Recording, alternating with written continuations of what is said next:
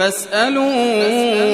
أهل الذكر إن كنتم لا تعلمون.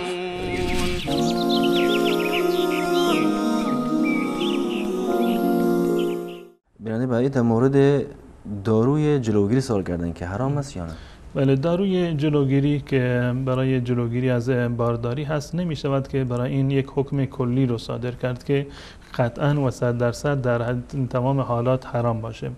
اگر به صورت کلی باشد، یعنی بدون هیچ گونه اشکال و ایرادی و بدون هیچ گونه ضرورتی یک انسانی خودش رو به صورت کلی نازا بکند، به صورت کلی خودش رو نازا بکند و داروی رو استفاده بکند که به صورت کلی این صلاحیت بارور شدن و باردار شدن را یا بچه به دنیا آوردن را از دست بدهد، این حرام هست، این در واقع جایز نیست. اما این که کسی یک فرزندی رو آورده به خاطر اینکه بتواند این فرزند رو بهتر تربیت بکند یا مادرش ضعیف هست، بیمار هست، میخواد یک فرصتی رو فاصله بیاندازه در میان دو فرزندی که هست، بنابر مصالحی که برمیگرده به مصلحت خود مادر باشه یا به مصلحت خود اون نوزاد باشه، این اشکالی نداره که این در واقع